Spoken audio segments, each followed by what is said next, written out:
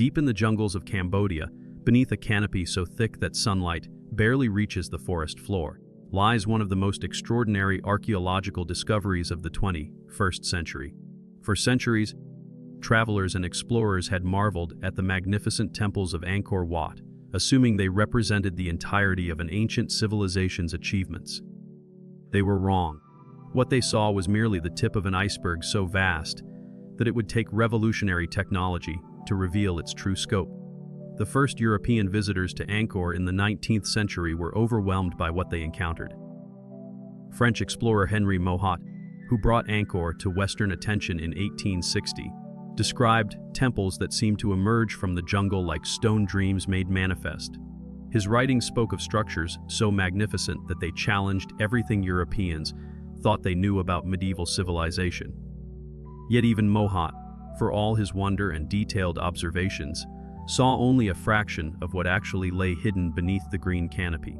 For more than a century after Mohat's initial descriptions, archaeologists and historians struggled to understand the true nature of the Khmer Empire. They mapped individual temples, studied architectural styles, and pieced together fragments of inscriptions, but the bigger picture remained frustratingly elusive. How large had this civilization actually been? How many people had lived in the Angkor region at its peak? These fundamental questions seemed impossible to answer using traditional archaeological methods. The jungle itself was both protector and concealer of Angkor's secrets. The dense tropical vegetation that had preserved the stone structures from erosion and vandalism also made it nearly impossible to conduct comprehensive surveys of the region. Teams of archaeologists could spend months hacking through undergrowth to reach a single temple, only to find that the surrounding area remained as mysterious as ever. The sheer scale of the task seemed to defeat every attempt at systematic exploration. In 2012, a team of archaeologists led by Damien Evans made a decision that would rewrite history.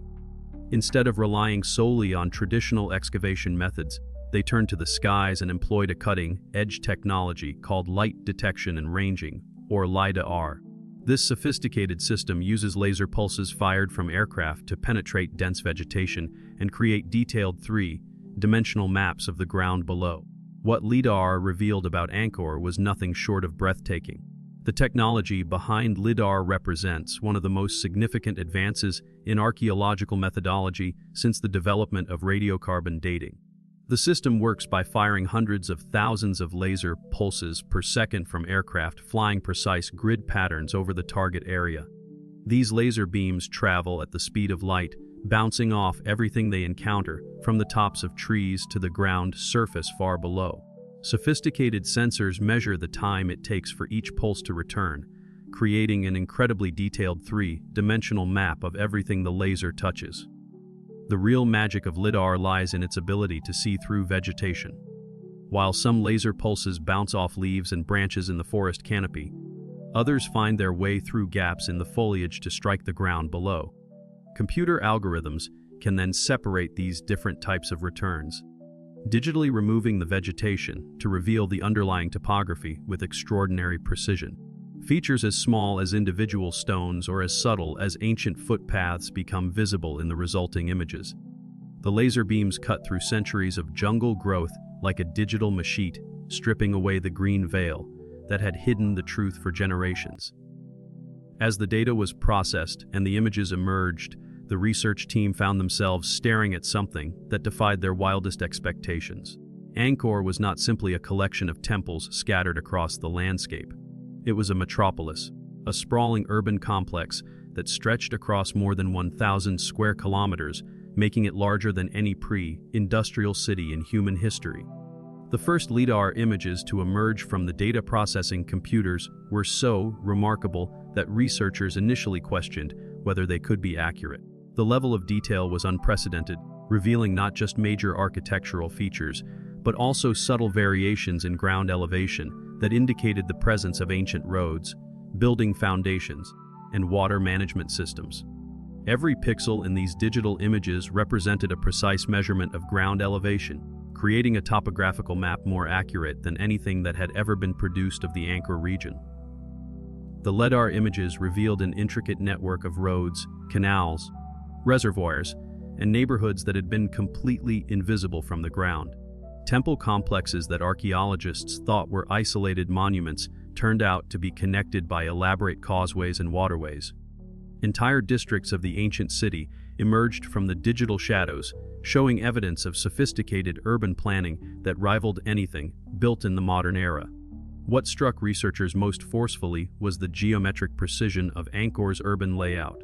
The city had not grown haphazardly like many medieval settlements, but had been planned according to sophisticated principles that integrated religious symbolism, practical functionality, and aesthetic considerations.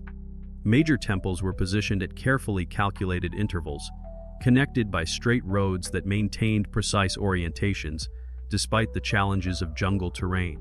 The water management system showed evidence of engineering calculations that took into account seasonal rainfall patterns, topographical variations, and the complex hydraulic requirements of a massive urban population. The road network revealed by LiDAR demonstrated the remarkable organizational capabilities of Khmer civilization. These were not simple dirt paths, but engineered highways built to specific standards and maintained over centuries. The main arteries were elevated causeways constructed of laterite stone and earth, designed to remain passable even during monsoon floods. Secondary roads branched off from these main highways in patterns that showed careful planning to provide access to every district of the vast urban area. The canal system was equally impressive in its scope and sophistication. The LiDAR images revealed hundreds of kilometers of artificial waterways that had been carved into the landscape with mathematical precision. These canals served multiple purposes simultaneously, providing transportation routes, irrigation water, flood control, and symbolic representation of cosmic rivers described in Hindu and Buddhist mythology. The engineering required to maintain proper water flow across such vast distances, while accommodating the dramatic seasonal variations in rainfall typical of tropical climates, represented achievements that would not be surpassed until the modern era. But the true shock came when researchers began to calculate the population that this massive urban complex could have supported. Conservative estimates suggested that at its peak in the 12th and 13th centuries, Greater Angkor was home to between 700,000 and 1 million people. This made it not just the largest city of its time, but one of the largest urban centers in the world until the Industrial Revolution. To put this in perspective, medieval London at its height housed fewer than 100,000 souls, while Paris struggled to reach 200,000 inhabitants. The population density calculations revealed by the LiDAR data challenged fundamental assumptions about medieval urbanization. The residential areas of Angkor showed evidence of careful planning that maximized the efficient use of space while maintaining access to water sources and transportation networks. Individual household compounds were arranged in patterns that provided privacy and security while facilitating community interaction and economic activity. The scale of residential construction indicated a level of prosperity and social organization that far exceeded what historians had previously attributed to medieval Southeast Asian societies.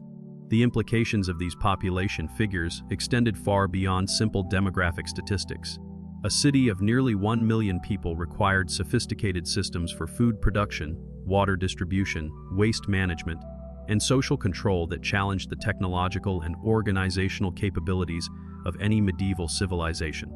The fact that the Khmer Empire had successfully maintained such a massive urban center for several centuries suggested levels of administrative sophistication, economic productivity, and social cohesion that historians were only beginning to understand.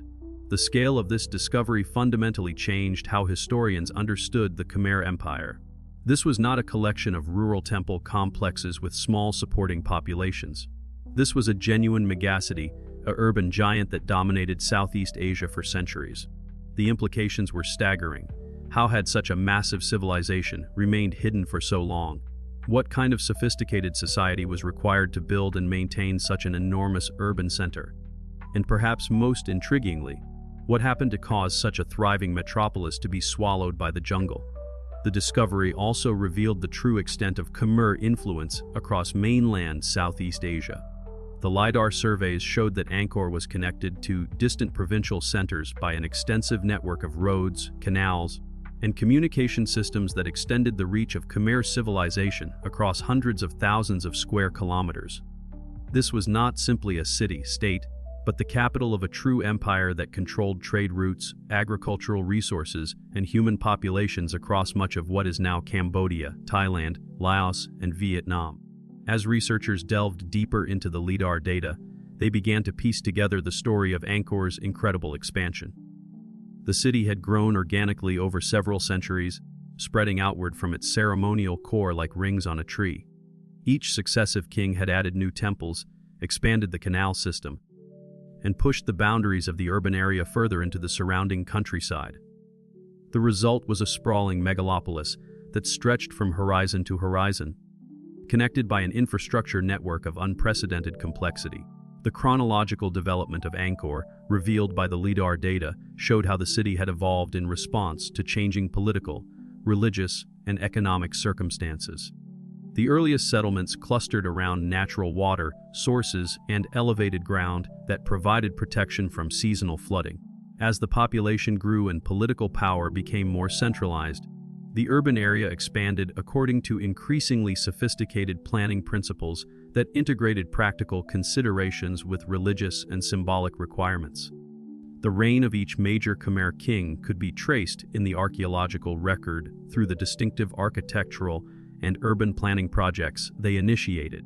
Suryavarman II left his mark through the construction of Angkor Wat and its associated infrastructure. Jayavarman VII transformed the urban landscape through his massive building program that included the Bayon Temple and the fortified city of Angkor Thom. Each of these royal construction projects required the mobilization of enormous resources and the coordination of tens of thousands of workers over periods of decades. The discovery challenged fundamental assumptions about medieval urbanization.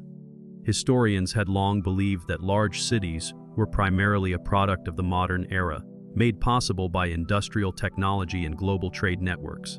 Angkor proved that sophisticated urban planning and massive population centers were achievable centuries before the Industrial Revolution, using nothing but human ingenuity, organizational skill, and an intimate understanding of the natural environment.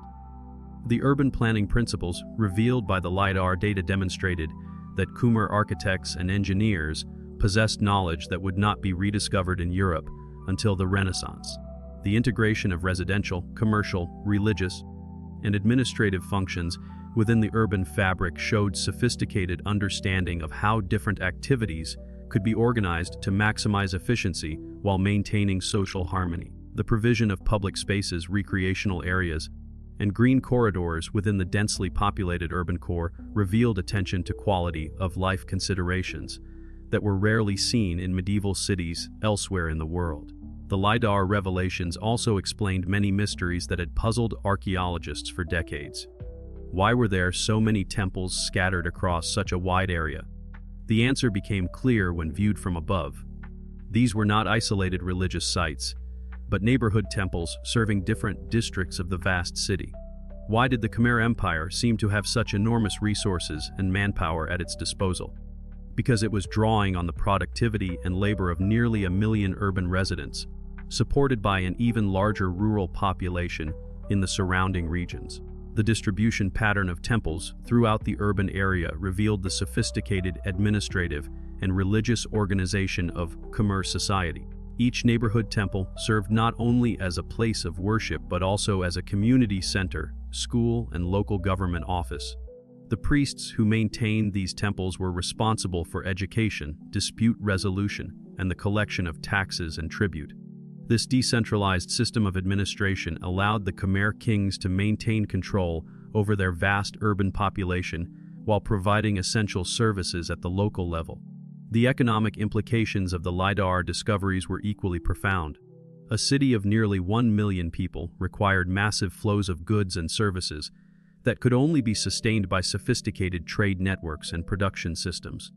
The archaeological evidence revealed by LIDAR showed that Angkor was not simply consuming resources from its rural hinterland, but was also a major center of craft production, trade, and technological innovation that contributed to the economic prosperity of the entire region.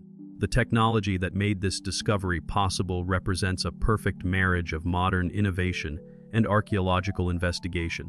LiDAR systems mounted on aircraft can survey vast areas in a fraction of the time required for traditional ground-based exploration. The laser pulses, fired at rates of hundreds of thousands per second, create incredibly detailed topographical maps that reveal even subtle variations in ground elevation. When vegetation is digitally removed from these maps, the underlying archaeological features emerge with startling clarity. The precision of LiDAR measurements exceeds anything that can be achieved through traditional surveying methods. Individual laser pulses can determine ground elevation to within a few centimeters, while the density of measurements means that features as small as individual building stones can be detected and mapped. This level of detail allows archaeologists to identify and study archaeological features that would be impossible to detect through conventional excavation techniques.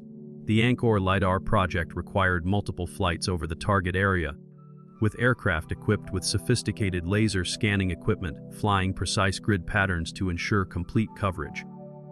The raw data from these flights amounted to billions of individual measurement points, each recording the exact location and elevation of a specific spot on the ground.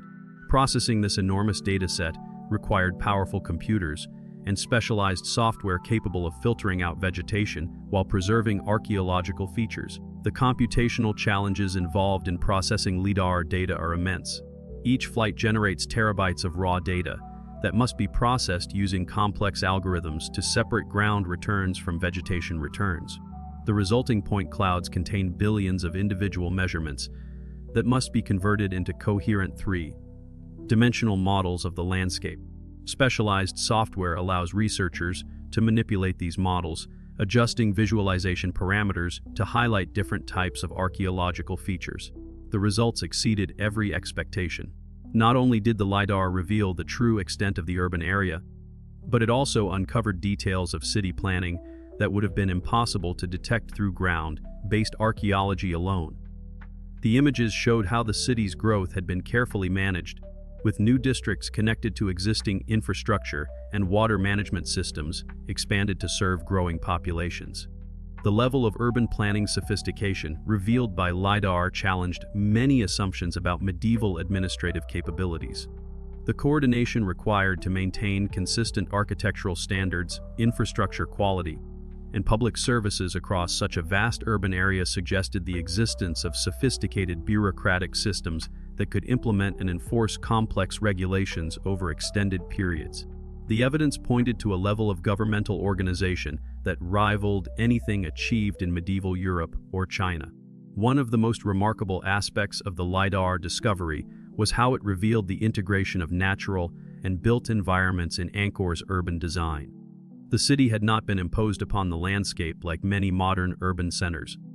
Instead, it had been woven into the existing topography, using natural features like rivers and hills as integral parts of the urban plan. This approach created a city that worked with nature rather than against it, a principle that modern urban planners are only now beginning to rediscover. The environmental sustainability of Angkor's urban design became apparent through the LiDAR analysis. The city's water management systems worked with natural drainage patterns rather than against them, reducing the risk of flooding while maintaining adequate water supplies during dry seasons. The preservation of green corridors and natural areas within the urban fabric helped maintain local ecosystems while providing residents with access to natural resources and recreational opportunities.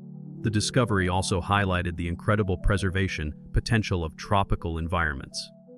While the jungle had hidden Angkor from human eyes, it had also protected the city's remains from many forms of damage that affect archaeological sites in other climates. The dense canopy had shielded stone structures from erosion, while the stable tropical climate had prevented the freeze-thaw cycles that destroy ancient buildings in temperate regions. The preservation conditions in tropical Cambodia created a unique archaeological situation where organic materials that would have decomposed in other climates were sometimes preserved in waterlogged conditions. This allowed researchers to recover evidence of wooden structures, textile fragments, and other perishable materials that provided insights into daily life in ancient Angkor that would have been impossible to obtain from stone architecture alone. As news of the Ledar discoveries spread through the archaeological community and beyond, it sparked a renaissance of interest in the Khmer Empire. Suddenly, this medieval Southeast Asian civilization was recognized not as a regional power, but as one of the great urban civilizations of human history. The implications extended far beyond archaeology, touching on questions of urban sustainability, environmental management, and the relationship between cities and their natural surroundings. The international recognition of Angkor's significance led to increased funding for archaeological research and conservation efforts in Cambodia. Museums around the world began to reevaluate their collections of Khmer art and artifacts, recognizing that these objects represented not the products of a minor regional culture, but the artistic achievements of one of the world's great civilizations. The tourism industry in Cambodia experienced a surge of interest as visitors sought to experience firsthand the remains of this newly recognized urban giant. The revelation of Angkor's true size also raised important questions about the nature of political power in the medieval world. How did the Khmer kings manage to govern such a vast urban population? What systems of administration, taxation, and social control made it possible to maintain order across such an enormous city? The answers to these questions would require years of additional research, but the Ledar discovery had provided the foundation for entirely new approaches to understanding this remarkable civilization. The political implications of governing nearly 1 million urban residents in a medieval context were staggering. The Khmer kings had to develop systems for maintaining public order, collecting taxes, organizing public works projects, and defending their territory that exceeded in complexity anything attempted by their contemporaries in other parts of the world. The administrative records that have survived from the Angkor period provide glimpses of a bureaucratic system of remarkable sophistication, with specialized officials responsible for different aspects of urban management. The sacred geography of Angkor represents one of the most sophisticated examples of cosmic architecture in human history. When the Khmer kings decided to build their capital, they were not simply constructing a city. They were creating a physical representation of the Hindu and Buddhist cosmos, a three-dimensional mandala that would serve as both the seat of earthly power and a gateway to the divine realm. The religious significance of Angkor's urban layout cannot be separated from its practical functions. Every major street, canal, and building was positioned according to principles derived from ancient Hindu and Buddhist texts that describe the structure of the universe and the proper relationship between earthly and divine realms. This integration of sacred and secular functions created an urban environment where daily activities were infused with religious meaning and spiritual significance.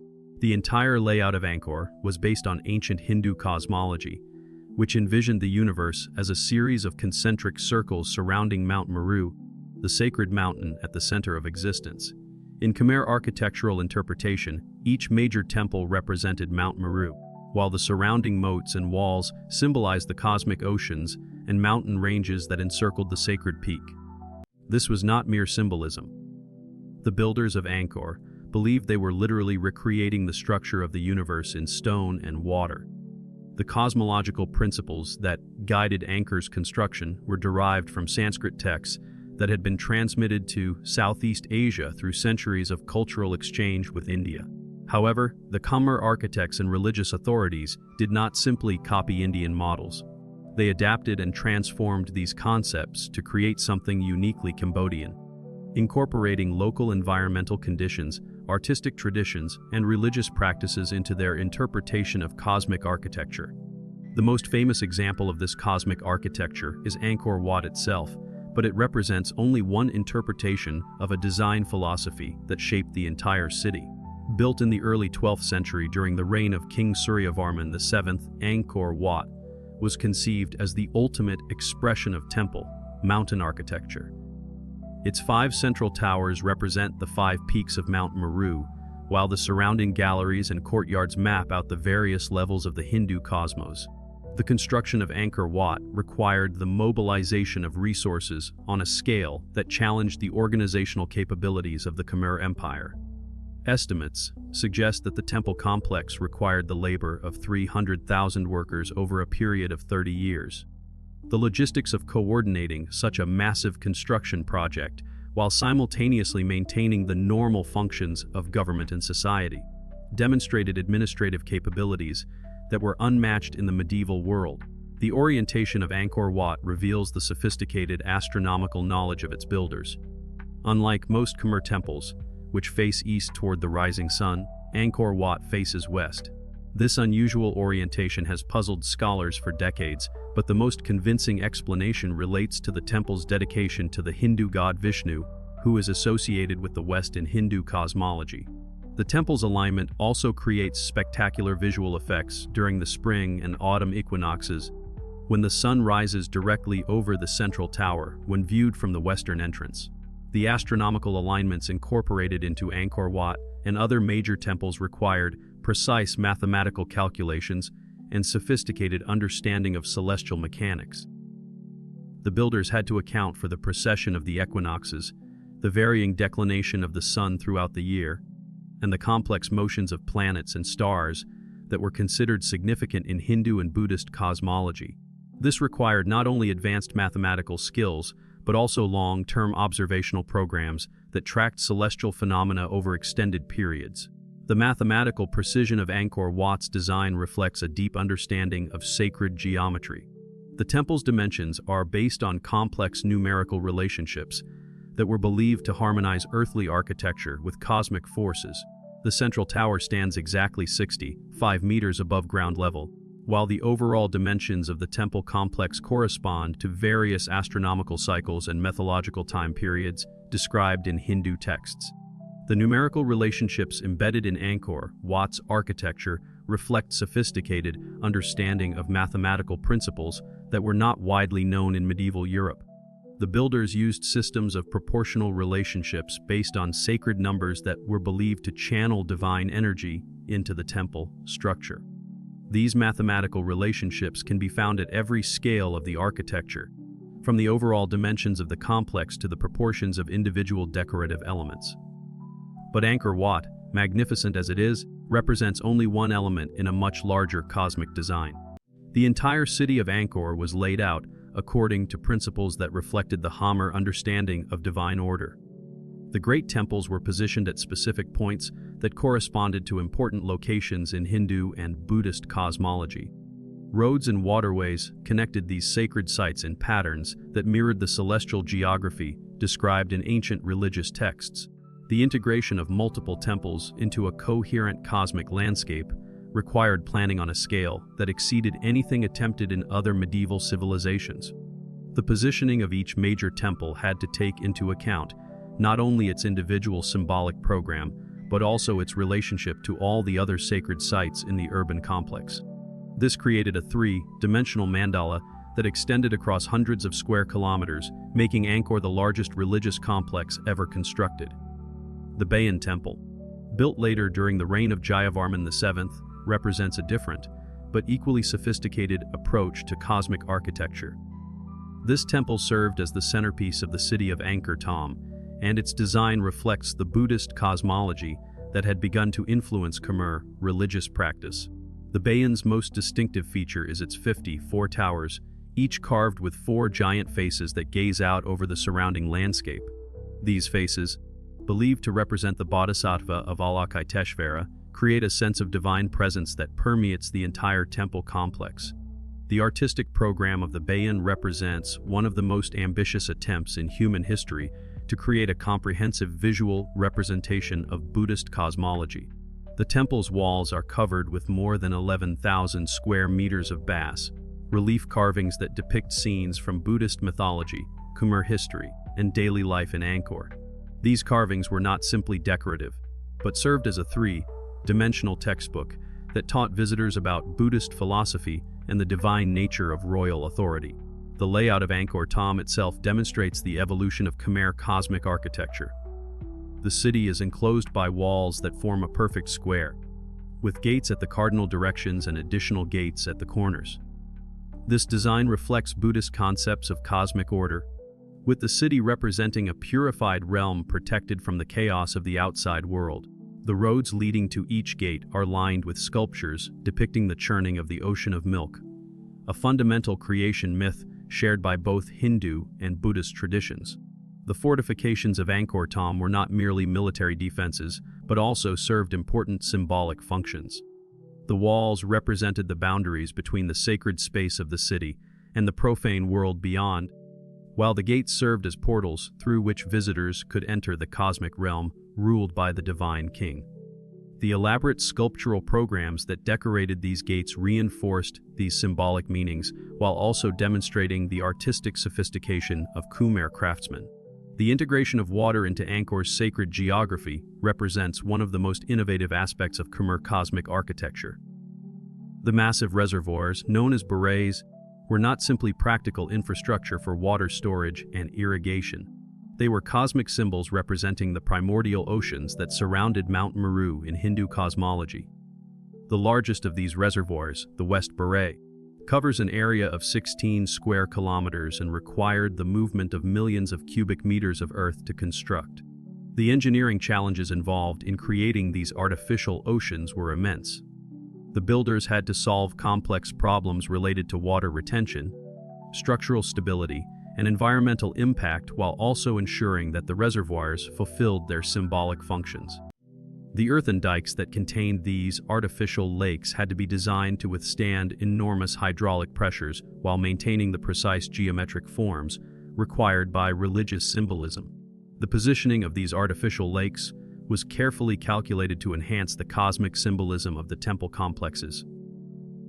When viewed from the central towers of major temples, the reservoirs created the illusion of temples rising from primordial waters, just as Mount Meru was said to emerge from the cosmic ocean.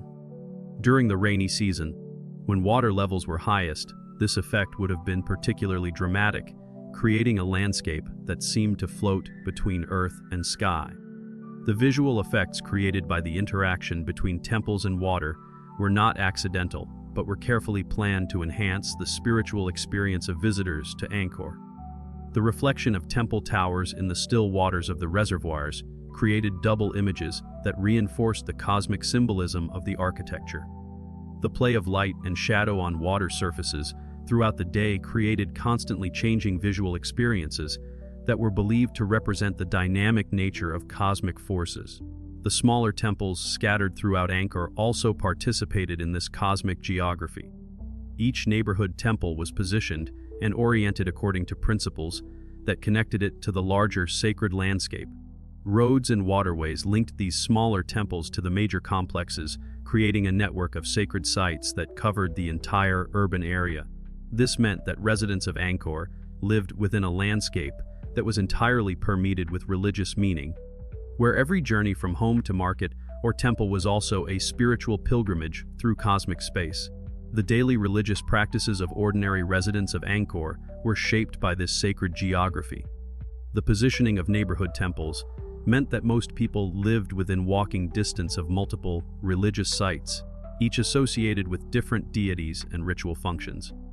The rhythm of daily life was structured around religious observances that connected individual households to the cosmic order represented by the urban landscape. The builders of Angkor possessed astronomical knowledge that allowed them to create architectural alignments of remarkable precision. Many temples are oriented to capture specific astronomical events, such as solstices and equinoxes, or the rising and setting of important stars and constellations. These alignments were not merely decorative. They were believed to channel cosmic forces into the temple complexes, enhancing their spiritual power and connecting earthly rituals to celestial cycles. The astronomical observations required to achieve these alignments demanded sophisticated mathematical and observational skills. Khmer astronomers had to track the movements of celestial bodies over extended periods, accounting for the complex cycles that govern planetary motions and stellar positions. The accuracy of their calculations is demonstrated by the precision of the alignments found throughout Angkor, many of which remain accurate to within a few degrees after more than 8 centuries. The study of Angkor's astronomical alignments has revealed the sophisticated understanding of celestial mechanics possessed by Khmer astronomers and architects. They were able to predict astronomical events with remarkable accuracy and incorporate these predictions into architectural designs that would maintain their cosmic connections for centuries. This required not only advanced mathematical skills, but also long-term planning abilities that allowed them to envision how their buildings would interact with celestial phenomena over extended periods. The astronomical knowledge demonstrated at Angkor was not simply theoretical, but was integrated into practical systems for timekeeping, agricultural planning, and religious observance. The Khmer calendar system was based on sophisticated astronomical calculations that coordinated solar and lunar cycles with religious festivals and agricultural activities. This integration of cosmic knowledge with practical administration demonstrated the holistic worldview that characterized Khmer civilization. The evolution of Angkor's sacred geography over time reflects the changing religious and political priorities of successive Khmer rulers. Each king sought to add his own contribution to the cosmic landscape, building new temples and modifying existing structures to reflect his particular understanding of divine order. This process created a palimpsest of sacred architecture, where different layers of cosmic symbolism were superimposed upon each other to create increasingly complex sacred landscapes. The religious transformation of Angkor from a primarily Hindu to a predominantly Buddhist sacred landscape during the reign of Jayavarman VII required extensive modifications to existing cosmic symbolism. Buddhist concepts of cosmic order differed significantly from Hindu models, requiring new approaches to architectural symbolism and urban planning. The success of this transformation demonstrated the flexibility and adaptability of Khmer cosmic architecture. The influence of Indian architectural traditions on Angkor's cosmic design is unmistakable. But the Khmer builders were not simply copying foreign models. They adapted and transformed Indian concepts to create something uniquely Cambodian. The scale of Angkor's cosmic architecture far exceeded anything built in India itself, while the integration of water features and the tropical landscape created visual effects that were impossible to achieve in other climates. The distinctive characteristics of Khmer cosmic architecture reflected the unique environmental and cultural conditions of Cambodia. The abundance of water resources allowed for the creation of artificial lakes and canal systems on a scale that would have been impossible in the drier climates of India. The tropical vegetation provided materials and construction techniques that were adapted to create architectural forms that were both functional and symbolically appropriate. The symbolic program of Angkor's cosmic architecture extended beyond religious concerns to encompass political and social meanings as well. The king who ruled from the center of this cosmic landscape was not merely a political leader, but a divine figure who maintained the harmony between earthly and celestial realms. The cosmic architecture of Angkor thus served to legitimize royal power by demonstrating the king's role as mediator between human and divine worlds. The political symbolism embedded in Angkor's architecture was reinforced through elaborate court ceremonies and religious rituals that took place throughout the sacred landscape. These ceremonies were designed to demonstrate the divine nature of royal authority, while also reinforcing the social hierarchies that maintained political stability. The architecture provided the stage for these performances of power, creating spaces that enhanced the dramatic impact of royal ceremonies. The engineering achievements that supported Angkor's cosmic architecture were as impressive as the symbolic program itself. Creating artificial mountains in the form of temple pyramids required sophisticated understanding of structural engineering and materials science. The builders had to solve complex problems related to foundation stability, load distribution, and weatherproofing that challenged the limits of medieval technology. The structural engineering principles used in Angkor's temple construction demonstrated sophisticated understanding of how to build massive stone structures that could withstand the challenges of tropical climate conditions. The builders developed techniques for creating stable foundations in unstable soils, designing drainage systems that prevented water damage, and constructing joints that allowed for thermal expansion and ground movement without structural failure. The precision required to achieve the astronomical alignments found throughout Angkor demanded surveying techniques of remarkable accuracy. The builders had to establish reference points across vast distances and maintain precise orientations, despite the challenges posed by dense jungle terrain.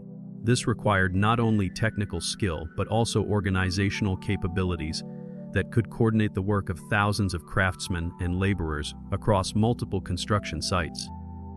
The surveying achievements demonstrated at Angkor exceeded anything accomplished in medieval Europe and rivaled the precision of modern techniques. The accuracy of temple alignments and the geometric precision of urban planning required mathematical and technical skills that were not surpassed until the development of modern surveying instruments.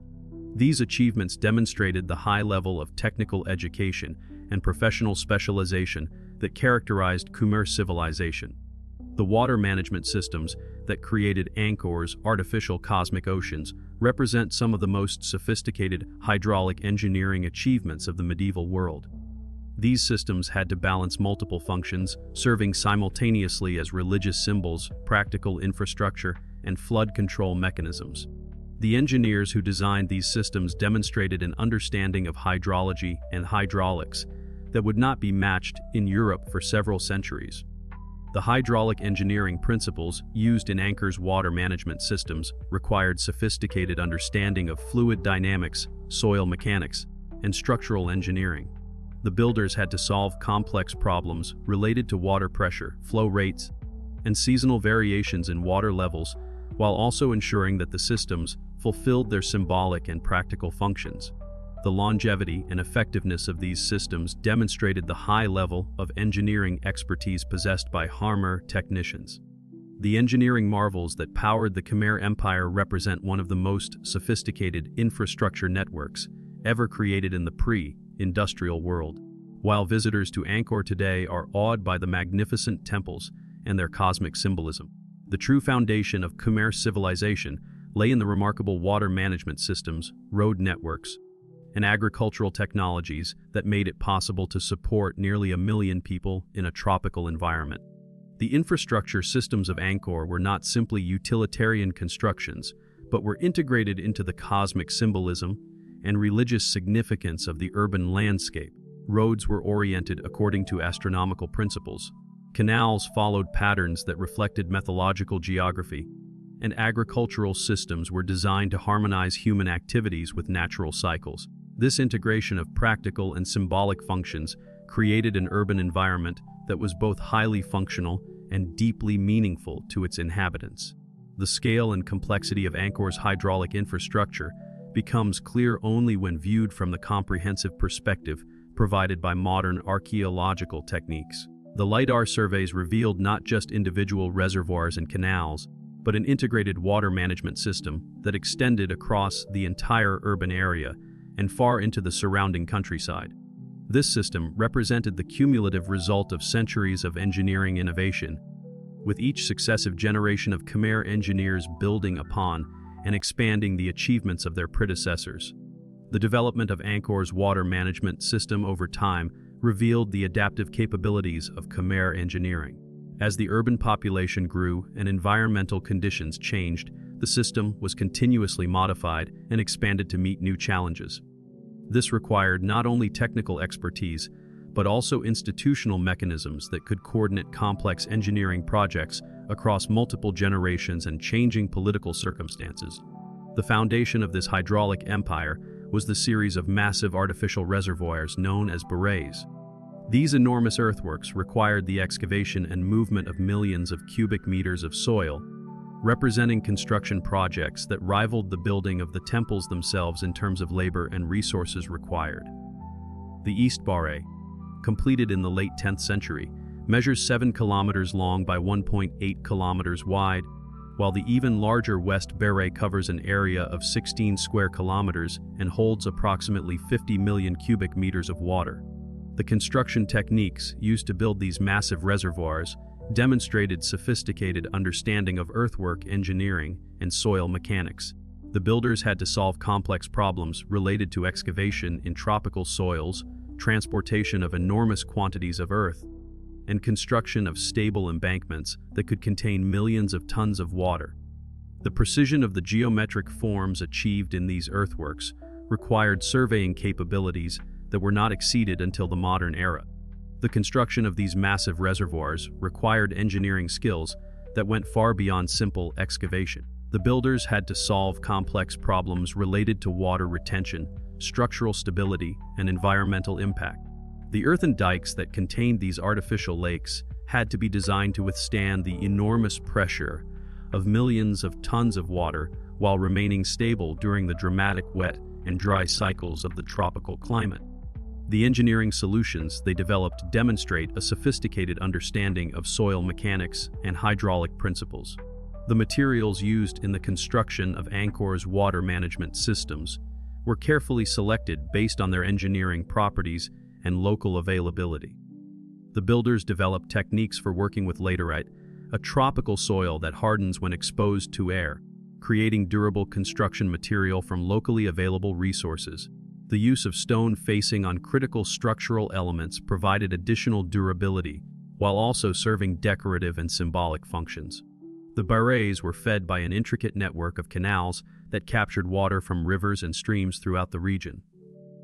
The main water source was the Siem Reap River, but the system also incorporated dozens of smaller waterways through a complex arrangement of diversions, channels, and control structures. The engineering challenge was enormous. The canals had to maintain precise gradients across vast distances to ensure proper water flow, while also incorporating mechanisms for controlling water levels and preventing flooding during the monsoon season. The hydraulic calculations required to design Angkor's canal system demonstrated sophisticated understanding of fluid dynamics and engineering mathematics. The builders had to account for factors such as flow velocity, channel capacity, hydraulic head, and seasonal variations in water levels. The precision of these calculations is demonstrated by the effectiveness of the system, which continued to function for centuries despite minimal maintenance during later periods of political instability. One of the most impressive aspects of the Angkor water system was its sophisticated approach to water distribution. From the main reservoirs, a network of secondary canals carried water throughout the urban area, supplying individual temple complexes, residential neighborhoods, and agricultural areas. This distribution system required careful hydraulic calculations to ensure adequate water pressure and flow rates at all points in the network. The engineers achieved this through a combination of gravity, fed systems, and ingenious mechanical devices that regulated water flow. The water distribution technology used at Angkor included sophisticated control mechanisms that allowed operators to regulate flow rates and water levels throughout the system.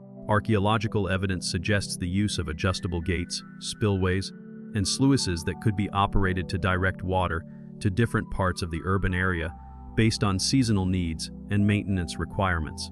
These control systems required not only engineering expertise, but also administrative systems that could coordinate water management across the entire urban complex.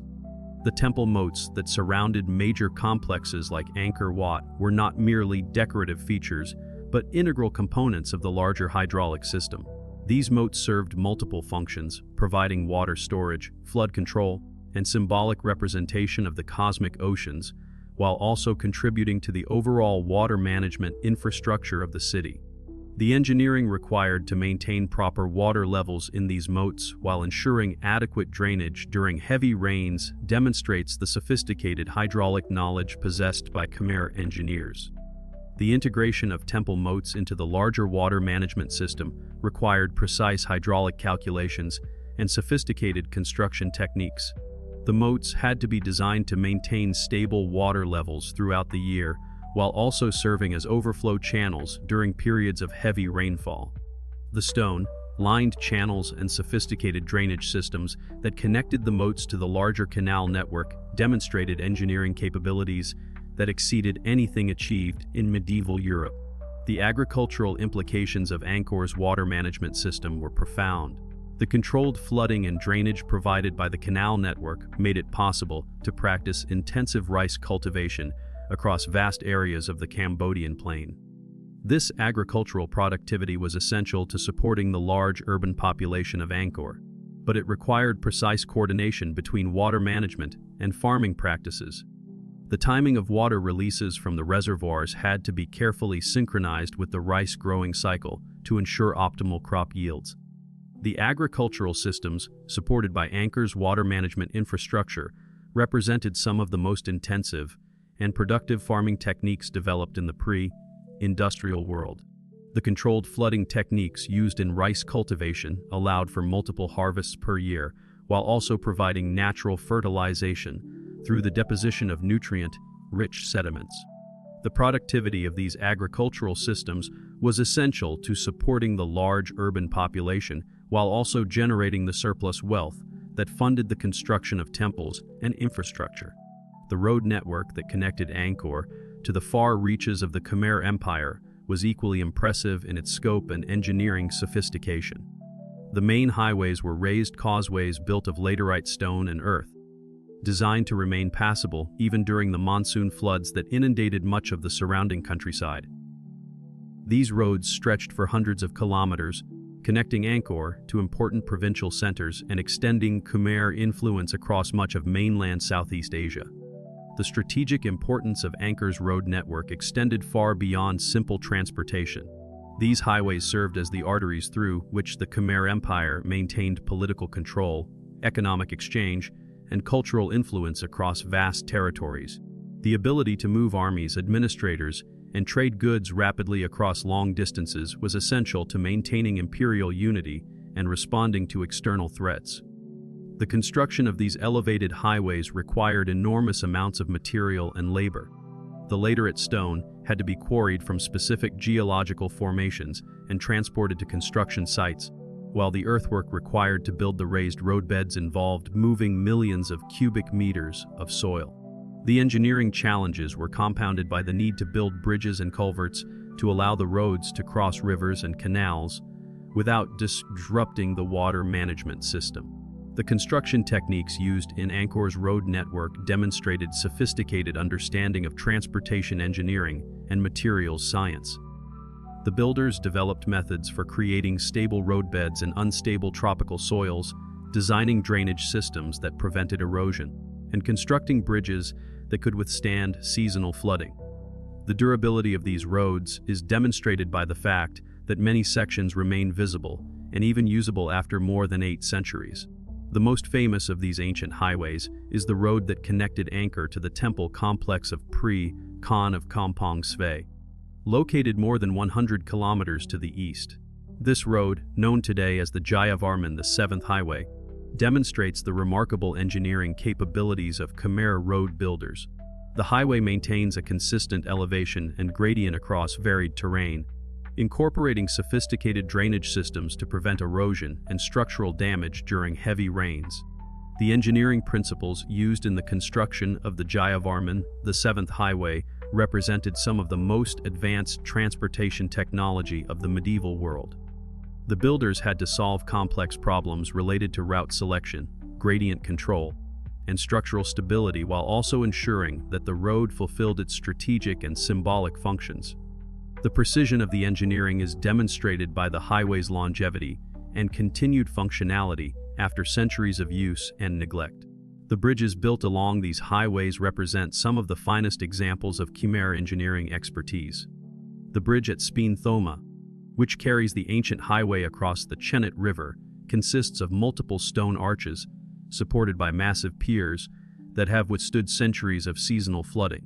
The engineering principles used in these bridges demonstrate a sophisticated understanding of structural mechanics and hydraulic forces that allowed them to survive in one of the world's most challenging environments for stone construction. The bridge construction techniques used throughout the Khmer Empire required sophisticated understanding of structural engineering, materials science, and hydraulic engineering. The builders had to design structures that could withstand enormous hydraulic forces during seasonal floods, while also supporting heavy loads of traffic and maintaining structural integrity over extended periods. The success of these designs is demonstrated by the survival of many bridges in functional condition after more than 8 centuries of use. The quarrying and transportation systems that supplied the massive amounts of stone required for Angkor's construction represent another remarkable engineering achievement. The sandstone used in most temple construction came from quarries in the Kulin Mountains, located more than 50 kilometers northeast of Angkor.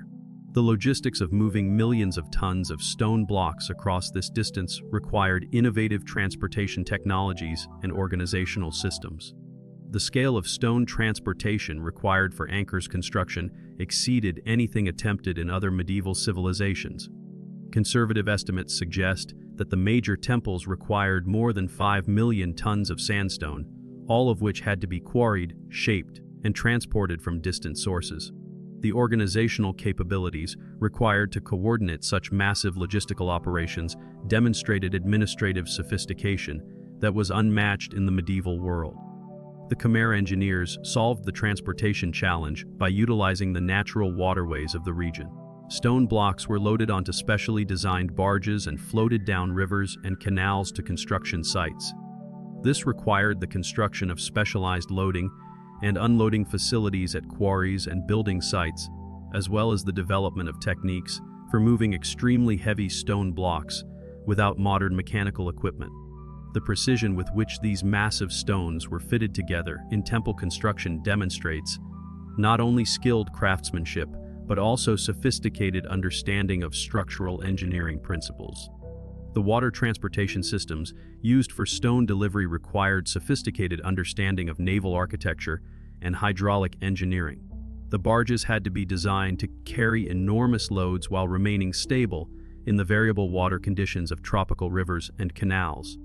The loading and unloading techniques required mechanical systems that could handle stones weighing several tons without modern lifting equipment.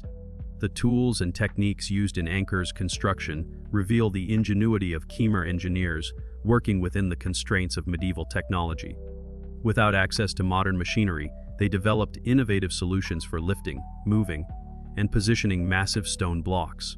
Archaeological evidence suggests they used a combination of ramps, levers, pulleys, and human labor organized according to principles that maximized efficiency while minimizing the risk of injury to workers.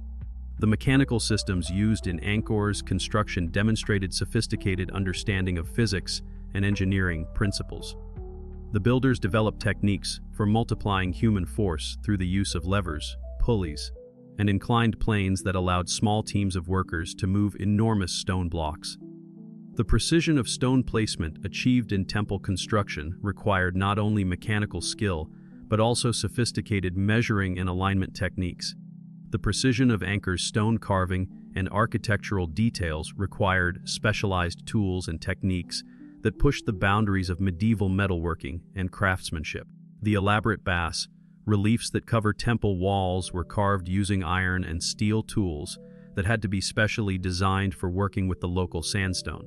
The consistency and quality of this carving work across hundreds of temples and thousands of square meters of decorated surface area demonstrates the existence of highly organized craft workshops with standardized techniques and quality control measures. The artistic achievements of Angkor's stone carvers represented some of the finest sculptural work produced in the medieval world.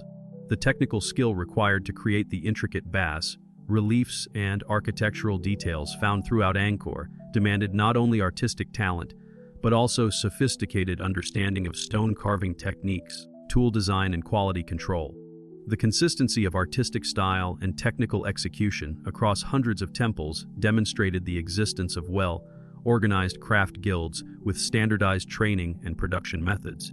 The foundation systems used in Angkor's major temples represent sophisticated solutions to the challenges of building massive stone structures on the unstable soils of the Cambodian plain.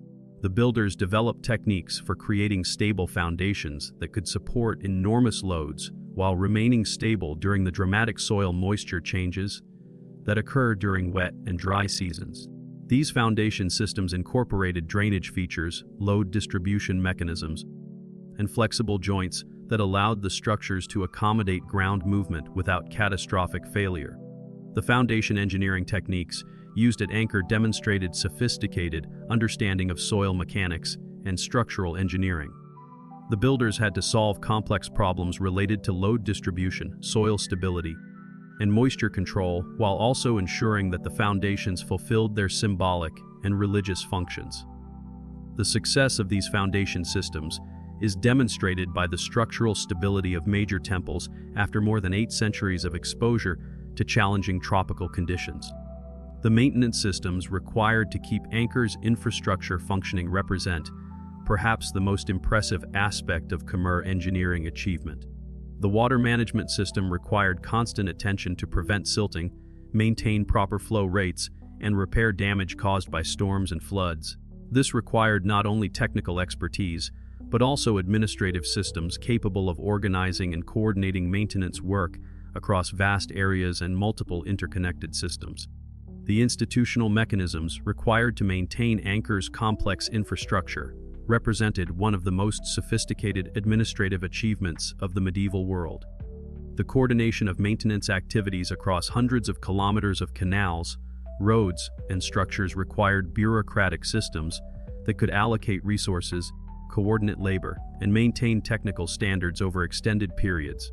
The effectiveness of these systems is demonstrated by the continued functionality of Angkor's infrastructure for several centuries. The decline of these maintenance systems played a crucial role in Angkor's eventual abandonment. As political and economic pressures mounted in the later periods of Khmer history, the resources needed to maintain the complex infrastructure became increasingly difficult to provide. The failure of key components in the water management system created cascading problems that ultimately made it impossible to support the large urban population that had flourished for centuries. The lessons learned from Angkor's rise and decline continue to inform modern discussions about urban sustainability, infrastructure maintenance, and the relationship between cities and their natural environments.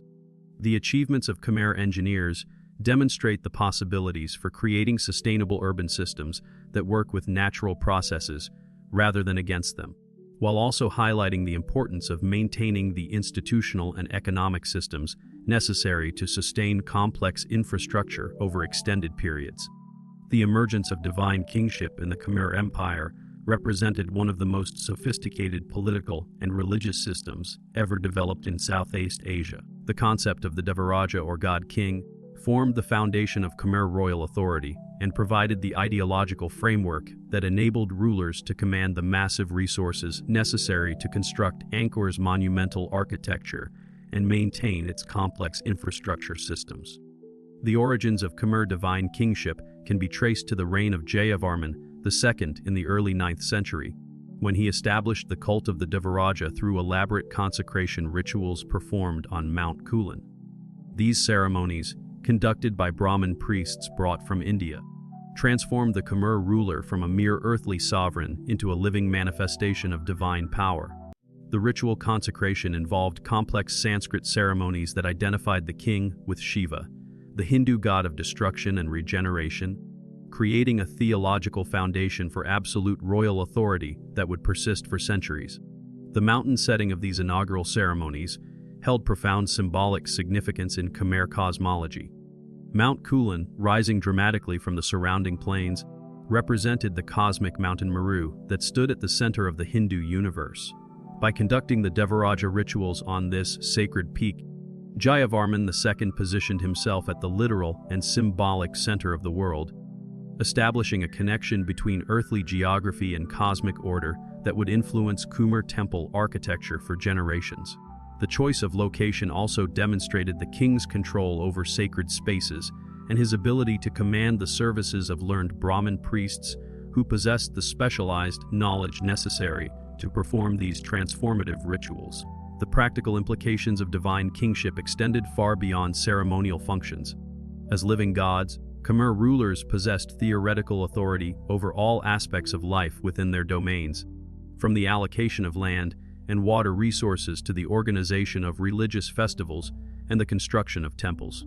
This divine mandate provided the ideological justification for the massive mobilization of labor and resources required to build Angkor's temples and maintain its infrastructure. When peasants contributed months of labor to temple construction projects, they were not merely serving a human ruler, but participating in sacred activities that maintained cosmic order and ensured divine favor for the entire kingdom. The transformation of royal authority through divine consecration created new categories of sacred space and sacred time that structured daily life throughout the Khmer Empire. Royal palaces became temples where the god, king resided among earthly subjects while maintaining his divine nature. Court ceremonies followed ritual calendars that aligned earthly activities with cosmic cycles, ensuring that royal actions occurred at auspicious moments that maximized their spiritual efficacy. These temporal frameworks required sophisticated astronomical knowledge and created opportunities for learned specialists to gain influence within royal circles. The development of royal regalia and ceremonial objects reflected the theological complexities of divine kingship. Khmer rulers possessed elaborate collections of sacred weapons, jewelry, and ritual implements that served as physical manifestations of their divine authority. These objects were believed to contain spiritual power that could only be safely handled by properly consecrated individuals, creating additional layers of sacred protocol around royal activities. The crafting of royal regalia required the highest levels of artistic skill and often incorporated rare materials obtained through long-distance trade networks, demonstrating the economic resources that divine kingship could command. Jayavarman VII, who ruled from 1180 to 1218, represents perhaps the most remarkable example of Khmer divine kingship in practice. Unlike his predecessors who identified primarily with Hindu deities, Jayavarman VII embraced Mahayana Buddhism while maintaining the essential structure of divine royal authority. His transformation of Khmer religious practice demonstrates the flexibility and adaptability of the Devaraja concept, showing how it could accommodate different theological frameworks while preserving the essential elements of sacred kingship. The personal religious journey that led Jayavarman VII to embrace Buddhism appears to have been influenced by both political calculations and genuine spiritual conviction. His reign began during a period of military crisis when the Khmer Empire faced serious threats from neighboring kingdoms and internal rebellions. The Buddhist emphasis on compassion and universal salvation may have provided ideological tools for rebuilding social cohesion and legitimizing royal authority after periods of conflict and instability. At the same time, Jayavarman VII's extensive temple inscriptions suggest deep personal engagement with Buddhist philosophical concepts and genuine commitment to Buddhist ethical principles. The architectural legacy of Jayavarman VII reveals the practical expression of divine kingship on an unprecedented scale. During his reign, construction activity at Angkor reached its peak intensity, with massive projects including the Bayon Temple, the walled city of Angkor Thom, and an extensive network of hospitals and rest houses throughout the empire. These projects required the coordination of tens of thousands of workers, from skilled stone carvers and architects to laborers who quarried and transported millions of tons of sandstone blocks. The successful completion of these projects demonstrates the effectiveness of divine kingship as a system for organizing and motivating large-scale collective action. The hospital network established by Jayavarman VII represents one of the most remarkable expressions of Buddhist-influenced royal authority in world history. Archaeological evidence and inscriptional records document more than 100 hospitals distributed throughout the empire, each staffed with medical personnel and supplied with medicines according to detailed royal regulations. These institutions provided free medical care to all subjects regardless of social status, embodying Buddhist principles of universal compassion while simultaneously demonstrating the benevolent aspects of divine royal authority. The hospitals required ongoing financial support and administrative oversight that showcased the bureaucratic sophistication of the Khmer state. The personality and character of individual rulers played crucial roles in shaping the development of the Khmer Empire, with each major king leaving distinctive marks on Angkor's architectural and cultural landscape. Suryavarman VII, who reigned in the early 12th century, exemplified the warrior-king ideal that dominated Khmer royal culture.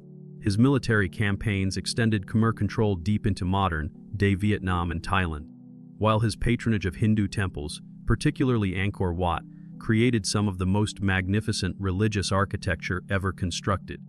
The military achievements of Suryavarman VII were celebrated in elaborate relief sculptures that covered the walls of Angkor Wat and other temples built during his reign. These battle scenes provide detailed visual records of Khmer military organization, weaponry, and tactics while also serving important ideological functions in legitimizing royal authority.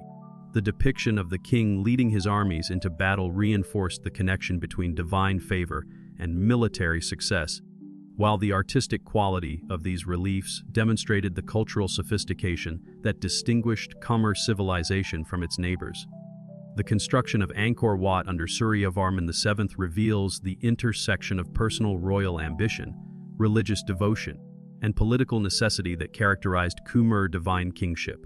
The temple served simultaneously as a cosmic diagram representing Mount Meru, the center of the Hindu universe, a royal mausoleum designed to ensure the king's posthumous deification, and a powerful symbol of Khmer cultural and military superiority. The resources invested in Angkor Wat's construction, including an estimated 300,000 workers laboring for nearly 3 decades, demonstrate the extraordinary mobilization capacity that divine kingship made possible. The architectural planning required for Angkor Wat reveals sophisticated understanding of engineering principles, astronomical alignments, and religious symbolism. The temple's layout follows precise mathematical relationships that create visual representations of cosmic order while also incorporating practical considerations of structural stability and ritual function. The alignment of the temple's central axis with celestial phenomena demonstrates the integration of astronomical knowledge with religious architecture, creating a monument that functioned as both a place of worship and an instrument for tracking cosmic cycles.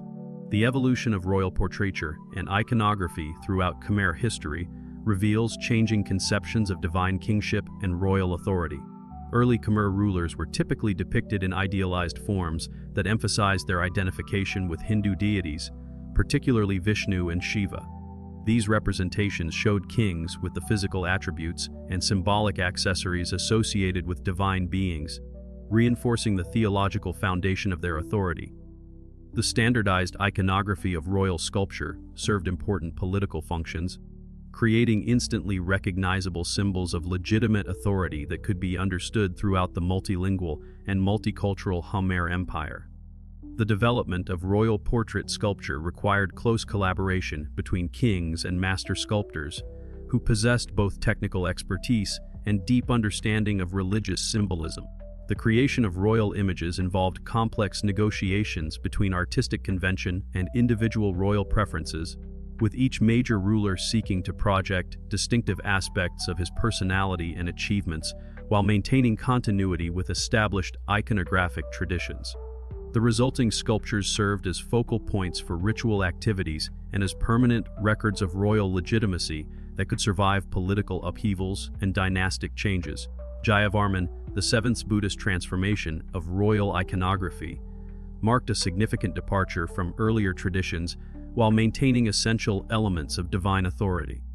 His portraits, most famously represented in the serene faces that crown the towers of the Bayon Temple, combine Buddhist ideals of compassion and wisdom with unmistakable assertions of royal power. The multiplication of the king's image across dozens of tower faces created a powerful visual statement about the omnipresence of royal authority, suggesting that the divine king's benevolent gaze extended throughout his domains. The technical achievement represented by the Bayon's face towers demonstrates the remarkable skill of Khmer sculptors and architects working under Jayavarman VII's patronage. Each face required careful planning to ensure proper proportions and artistic quality, while also meeting structural requirements for supporting massive stone towers. The subtle variations in facial expression and detail across the different towers suggest that teams of skilled artisans worked with considerable creative freedom while maintaining overall stylistic coherence. The preservation of these sculptures over more than 8 centuries testifies to both the quality of Khmer stonework and the durability of the sandstone quarried from Kulin Mountain. The administrative systems that supported divine kingship required sophisticated bureaucratic structures capable of translating royal commands into practical action across vast territories.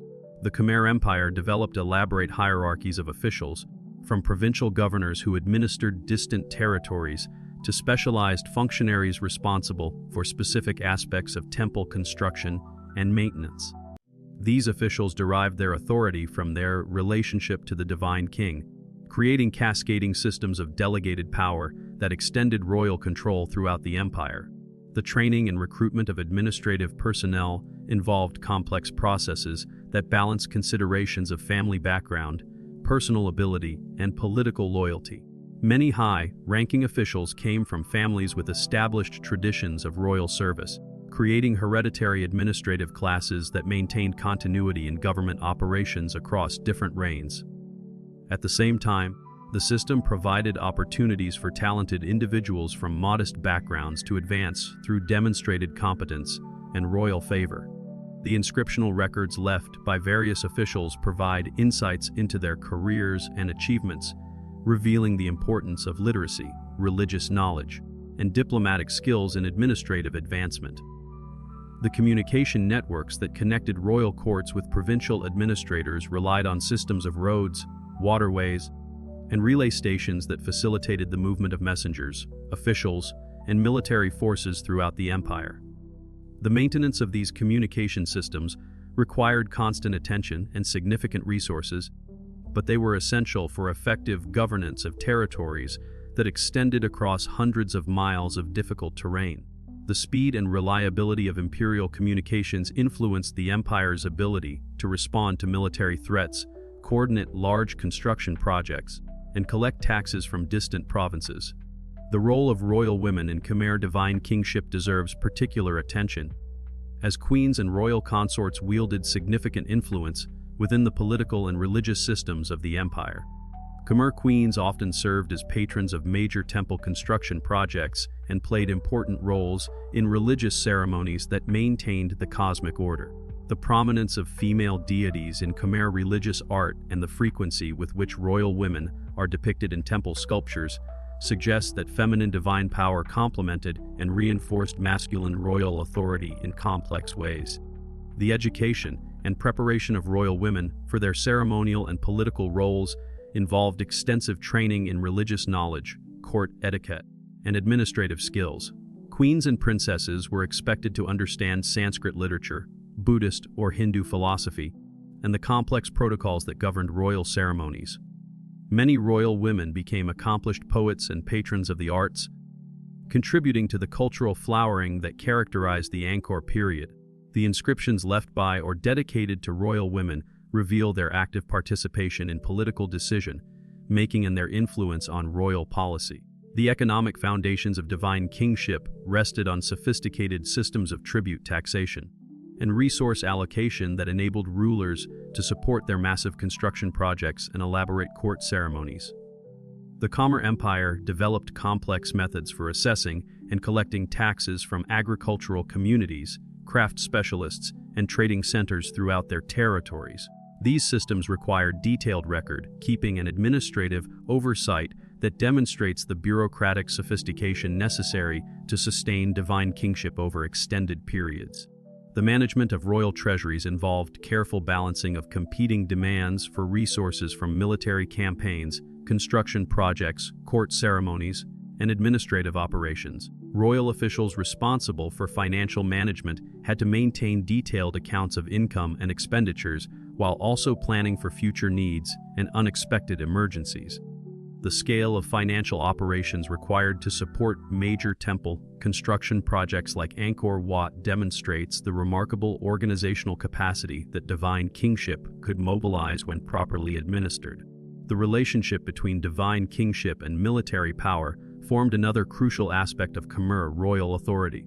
Kings were expected to demonstrate their divine favor through military success, and major victories were interpreted as proof of the ruler's special relationship with the gods. The elaborate battle scenes carved on temple walls throughout Angkor celebrate royal military achievements while reinforcing theological claims about divine support for legitimate rulers. The integration of military and religious symbolism in Khmer art reflects the inseparable connection between earthly power and divine authority in Khmer political culture. The organization of Khmer military forces reflected the hierarchical principles that governed all aspects of the empire's political system.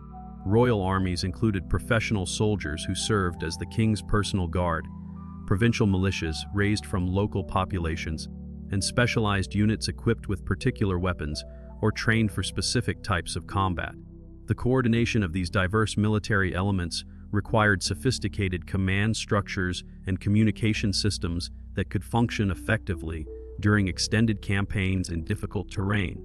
The daily life of ordinary people within the Khmer Empire unfolded within social structures that reflected and reinforced the hierarchical principles of divine kingship. Khmer society was organized into distinct social classes, each with specific roles, responsibilities, and relationships to royal authority. At the apex of this system stood the divine king and his immediate family, followed by the royal court, provincial administrators, military commanders, and religious specialists who served the crown. The vast majority of the Khmer population consisted of rice farmers who lived in villages scattered throughout the empire's fertile lowlands. These agricultural communities formed the economic foundation of Khmer civilization, producing the surplus food that supported Angkor's large urban population and provided the resources necessary for monumental construction projects. Village life followed seasonal rhythms dictated by the monsoon cycle, with intense periods of planting and harvesting alternating with quieter months, when farmers could be mobilized for public works projects.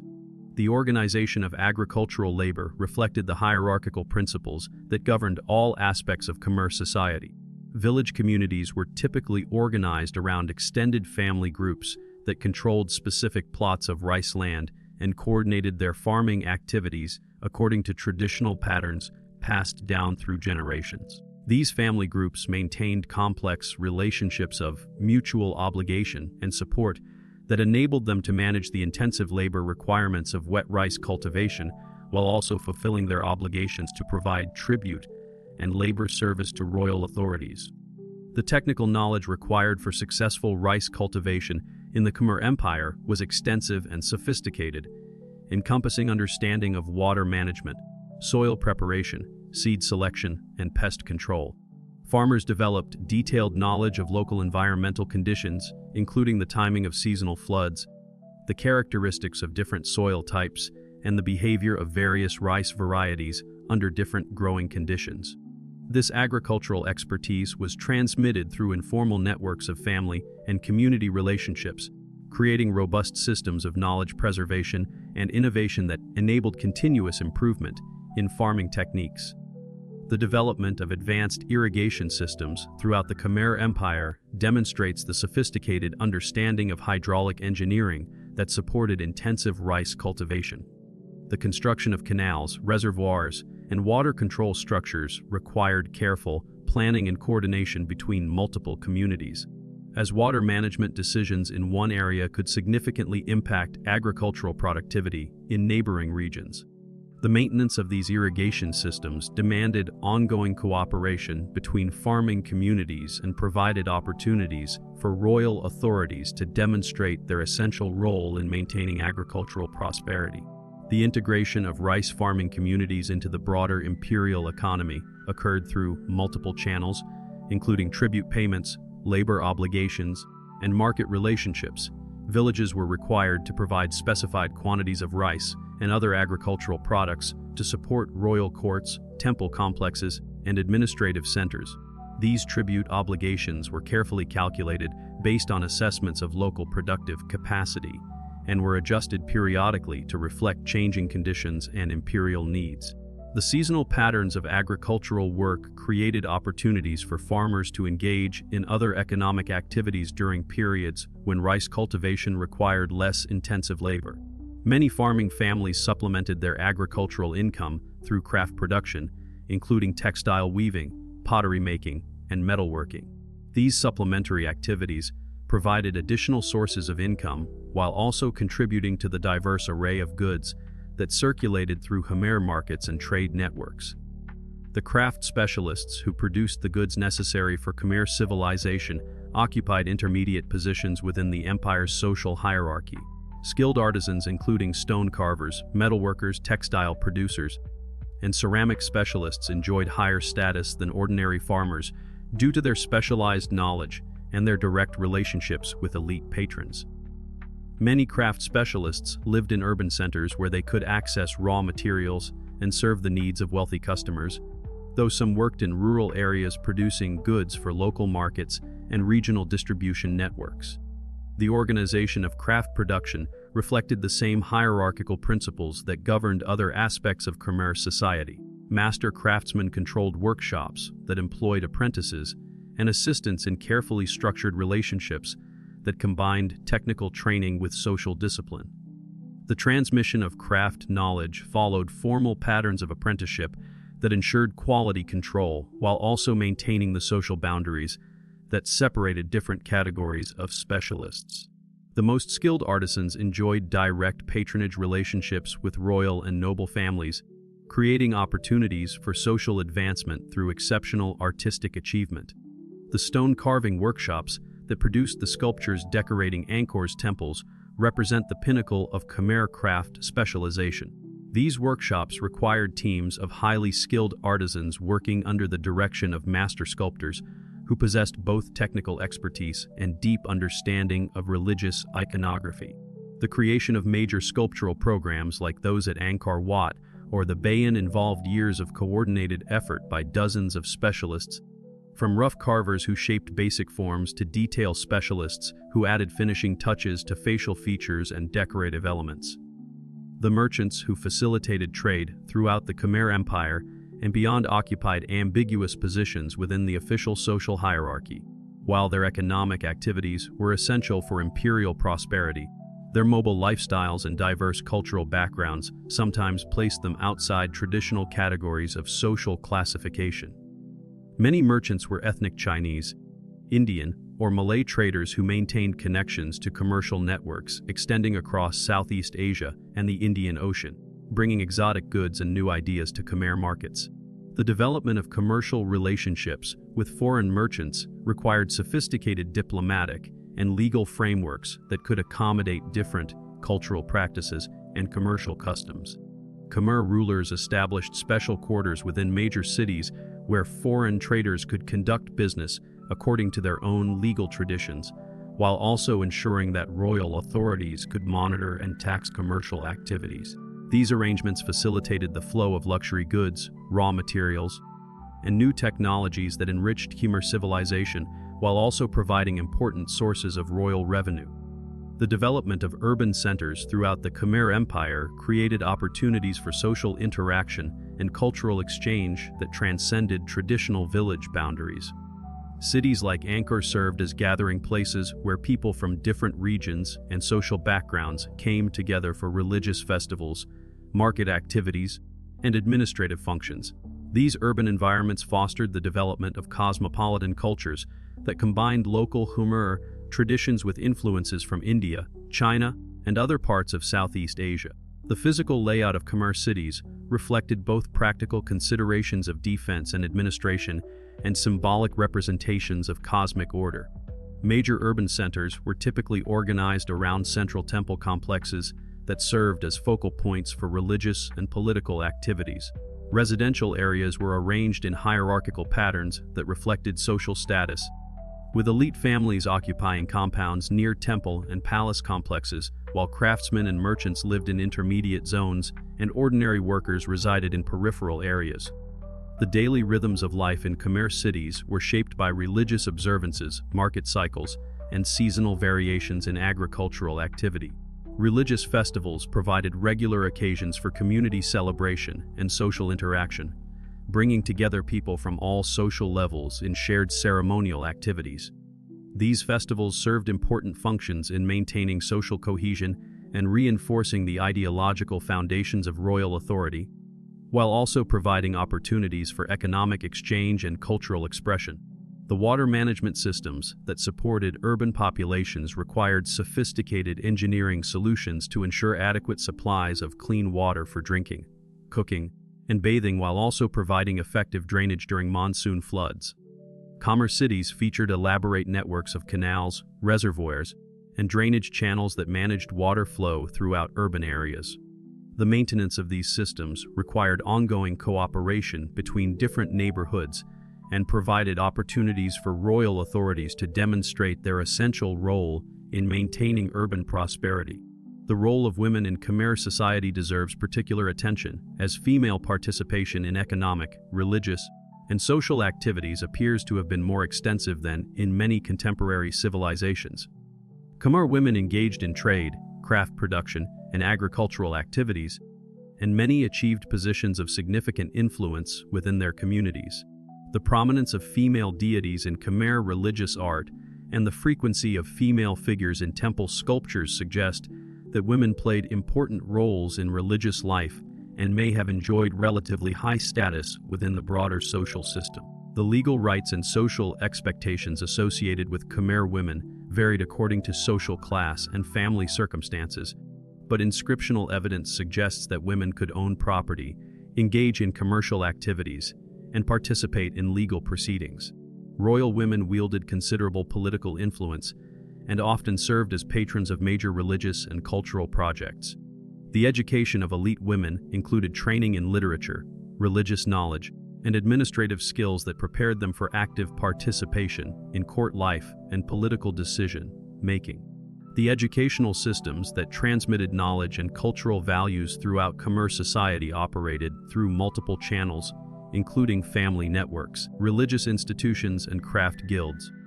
Formal education was primarily available to members of elite families who could afford to support their children through extended periods of study with Brahmin teachers or Buddhist monks. These educational opportunities provided training in Sanskrit literature, religious philosophy, mathematics, astronomy, and other subjects considered essential for administrative and religious careers. The curriculum followed in elite educational institutions reflected the cosmopolitan character of Khmer civilization, combining Indian intellectual traditions with indigenous knowledge systems and practical skills needed for effective governance. Students learned to read and write in Sanskrit and Khmer scripts, studied classical literary texts from India, and received training in the complex protocols that governed court ceremonies and administrative procedures. The most advanced students might also study astronomy, mathematics, and architectural principles that qualified them for specialized roles in temple construction and maintenance. The preservation and transmission of technical knowledge occurred through more informal channels that connected master craftsmen with apprentices, experienced farmers with younger family members, and religious specialists with their successors. These knowledge transmission systems were remarkably effective at maintaining continuity in essential skills and practices across generations, though they were also vulnerable to disruption during periods of political instability or social upheaval. The evolution of Khmer religious practice from predominantly Hindu traditions toward Buddhism represents one of the most significant cultural transformations in Southeast Asian history. This religious transition, which occurred gradually over several centuries and reached its culmination during the reign of Jayavarman VII in the late 12th and early 13th centuries, fundamentally altered the spiritual landscape of the Khmer Empire while maintaining essential elements of continuity in royal ideology and social organization. The early Khmer Empire was deeply influenced by Hindu religious traditions imported from India through networks of trade, diplomacy, and cultural exchange. Hindu concepts of divine kingship, cosmic order, and ritual practice provided the ideological foundation for Khmer political authority and shaped the architectural and artistic traditions that produced Angkor's magnificent temples. The worship of Hindu deities, particularly Vishnu and Shiva, became integrated with indigenous Khmer spiritual practices, creating syncretic religious traditions that combined Indian theological concepts with local beliefs and customs. The process of Hindu, Khmer religious synthesis involved complex negotiations between Indian Brahmin priests who possessed specialized knowledge of Sanskrit texts and ritual procedures, and local religious specialists who maintained traditional Khmer spiritual practices. The resulting religious traditions incorporated elements from both sources while also developing distinctive characteristics that reflected the specific environmental and cultural conditions of the Khmer homeland. This synthesis created religious frameworks that could legitimize royal authority while also addressing the spiritual needs of diverse populations throughout the empire. The gradual introduction of Buddhism into Khmer religious life occurred through multiple channels, including missionary activities by Buddhist monks, commercial contacts with Buddhist kingdoms in other parts of Southeast Asia, and the personal religious interests of Khmer rulers and nobles. Early forms of Buddhism in the Khmer Empire coexisted with Hindu traditions rather than replacing them, creating religious environments characterized by theological diversity and ritual complexity. The coexistence of Hindu and Buddhist religious traditions within the Khmer Empire demonstrates the remarkable tolerance and adaptability that characterized Khmer religious culture. Individuals could participate in both Hindu and Buddhist ceremonies without experiencing theological conflicts, and many temples incorporated iconographic elements from both religious traditions. This religious pluralism provided flexibility that enabled Khmer rulers to adapt their ideological frameworks to changing political circumstances while maintaining continuity in essential aspects of royal authority. The transformation of Khmer Buddhism under Jayavarman VII represented a dramatic departure from earlier religious practices, though it maintained important continuities with established traditions of divine kingship and royal authority. Jayavarman VII's embrace of Mahayana Buddhism introduced new theological concepts emphasizing compassion, universal salvation, and the bodhisattva ideal of selfless service to all sentient beings. These Buddhist concepts were integrated with existing Khmer political ideology in ways that reinforced rather than undermined royal authority. The theological innovations introduced by Jayavarman VII's Buddhist transformation included new understandings of the relationship between earthly rulers and cosmic order. The king was now understood as a bodhisattva who had chosen to remain in the world to serve his subjects rather than achieving personal liberation from suffering. This conception provided powerful justification for royal authority while also establishing ethical obligations that required rulers to govern with compassion and wisdom. The integration of Buddhist ethics with political power created new standards for evaluating royal performance and new expectations for royal behavior. The architectural expression of Buddhist transformation is most dramatically visible in the Bayon Temple, which stands at the center of Angkor Wat as a monument to Jayavarman VII's religious vision. The Bayon's unique design combines traditional Khmer architectural elements with distinctively Buddhist iconographic programs that celebrate the compassionate aspects of royal authority. The famous face towers of the Bayon, which may represent the king himself in the guise of the Bodhisattva Avalokiteshvara, create powerful visual statements about the integration of Buddhist spirituality with Khmer concepts of divine kingship. The construction techniques employed in building the Bayon demonstrate both continuity with established Khmer architectural traditions and innovation in response to new religious requirements. The temple's complex layout includes multiple levels and numerous shrines that accommodate different types of Buddhist ritual activities, while also maintaining the cosmic symbolism that characterized earlier Khmer temple architecture. The integration of sculptural programs with architectural elements creates unified artistic statements that communicate Buddhist theological concepts through visual means accessible to both literate and illiterate audiences. The social implications of Buddhist transformation extended far beyond royal courts and elite religious practices. Buddhism's emphasis on individual spiritual development and its relatively egalitarian approach to religious participation created opportunities for broader segments of Khmer society to engage with sophisticated theological and philosophical concepts. Buddhist monasteries became centers of education and cultural activity that served communities throughout the empire, providing alternatives to the predominantly elite-focused Hindu temple complexes. The development of Buddhist educational institutions within the Khmer Empire created new pathways for social advancement and cultural participation that were less dependent on family background and hereditary status than traditional Hindu educational systems. Buddhist monasteries welcomed students from diverse social backgrounds and provided training in literacy, religious philosophy, and practical skills that qualified graduates for various roles within religious and secular institutions. This educational expansion contributed to the cultural flowering that characterized Jayavarman VII's reign and helped spread Buddhist ideas throughout Khmer society. The development of Buddhist monastic communities within the Khmer Empire required significant adaptations to local conditions and cultural preferences.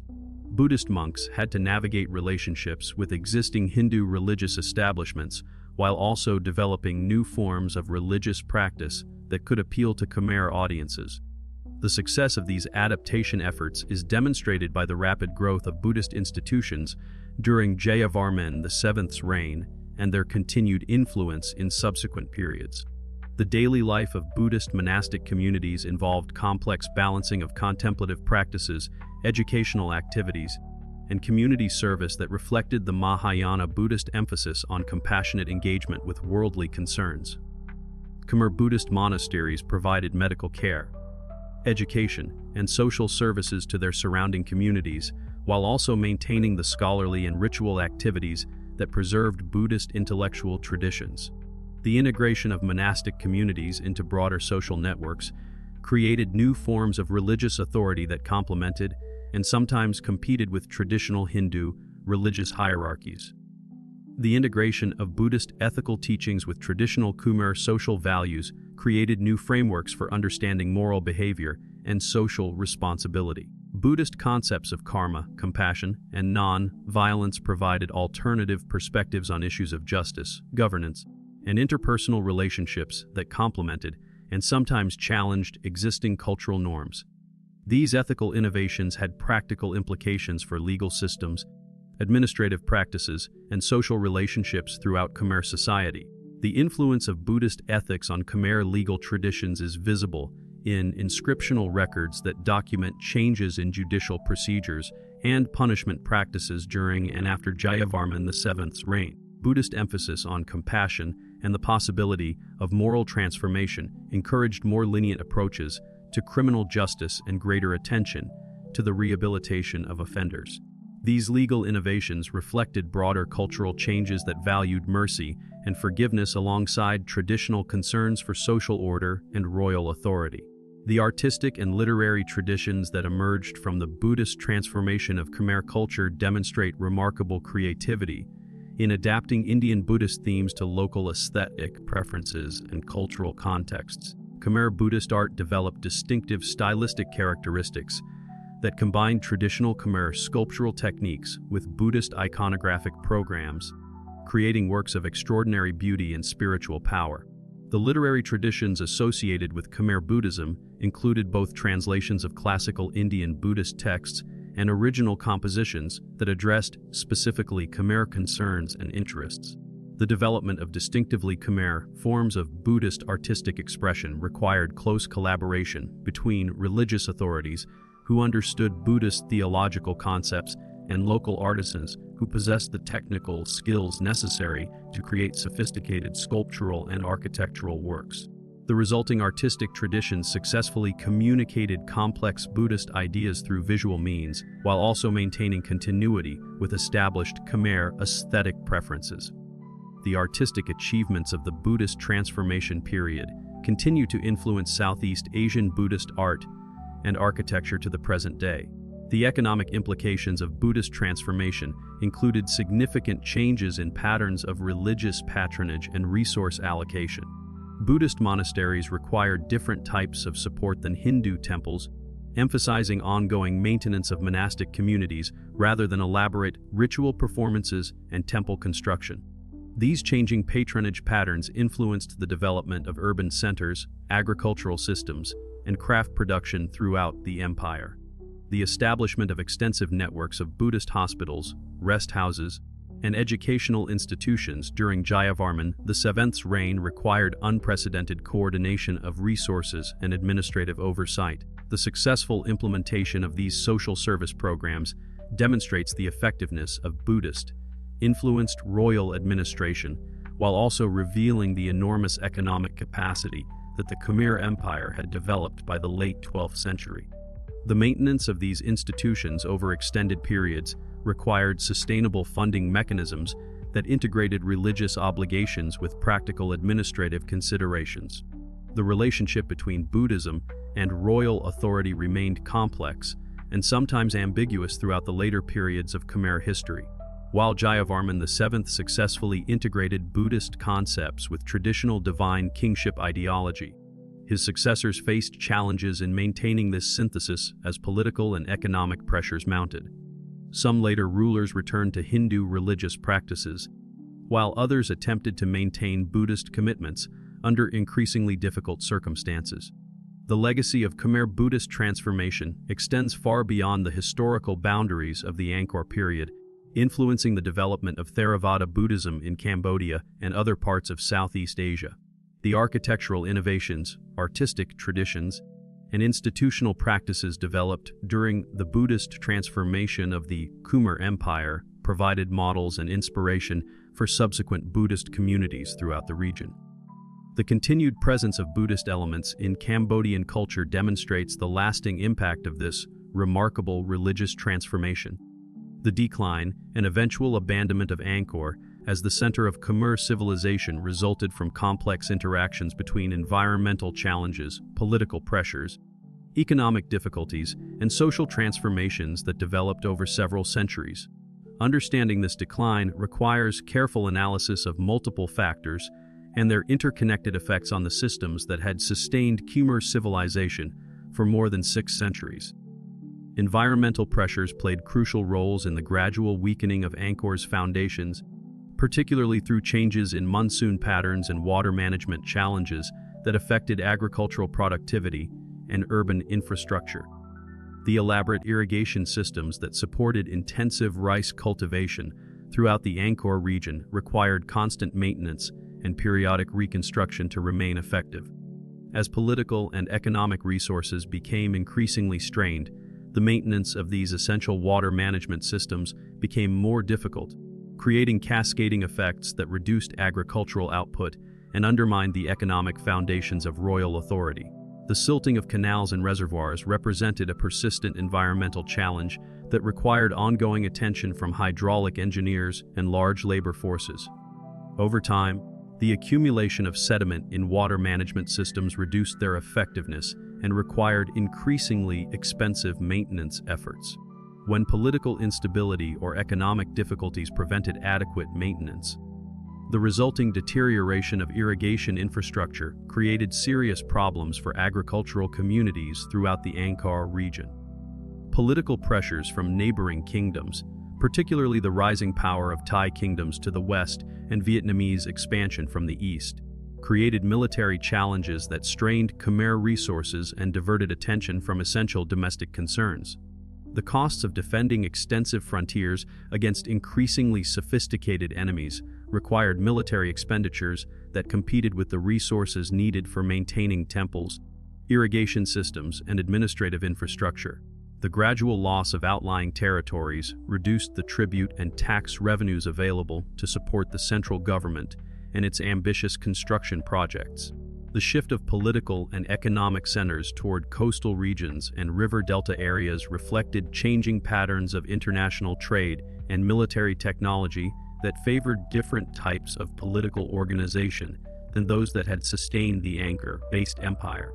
The development of maritime trade networks reduced the importance of overland trade routes that had contributed to Angkor's prosperity, while the introduction of firearms and other military innovations favored more mobile and flexible forms of political organization than the temple-centered system that had characterized classical Khmer civilization.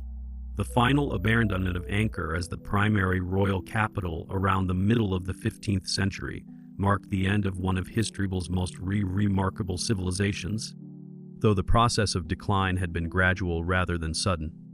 The last major inscriptions at Angkor date to the 1430s, suggesting that royal patronage of temple construction and maintenance had effectively ceased by that time. The great reservoirs and canals that had sustained the metropolitan area for over 6 centuries gradually filled with sediment and vegetation, transforming the carefully engineered landscape back into tropical forest. What had once been a bustling metropolis with hundreds of thousands of inhabitants slowly returned to the jungle, leaving behind only the massive stone temples as monuments to a vanished world. Archaeological evidence suggests that significant populations continued to inhabit parts of the Angkor region, even after the royal court relocated to areas closer to the Mekong River and eventually to Phnom Penh. Local communities maintained smaller temples and continued agricultural activities in areas where water management systems remained functional, but the grand scale of imperial civilization gradually gave way to more modest forms of settlement and social organization. These remaining inhabitants likely included temple caretakers, farmers who worked the still, productive rice fields, and artisans who preserved traditional crafts and religious practices. The massive stone temples, built to last for eternity, slowly disappeared beneath the advancing jungle canopy, their intricate carvings becoming home to countless species of plants and animals. The transition away from Angkor reflected broader changes in Southeast Asian political and economic patterns that favored coastal locations with better access to maritime trade networks. The rise of Ayutthaya in present-day Thailand and the expansion of Vietnamese influence from the east created new centers of power that challenged traditional Khmer dominance in the region. These emerging kingdoms adopted different approaches to statecraft and economic organization that proved more adaptable to changing conditions in the late medieval period. The shift toward maritime commerce meant that inland capitals like Angkor, however magnificent, became increasingly isolated from the economic currents that drove regional prosperity and political influence. Portuguese and Spanish explorers who visited the region in the 16th century found a much reduced Khmer kingdom centered in areas far from the ancient capital. These early European accounts describe a civilization that retained many cultural traditions and artistic achievements, but operated on a much smaller scale than the empire that had built Angkor Wat and the other great temple complexes.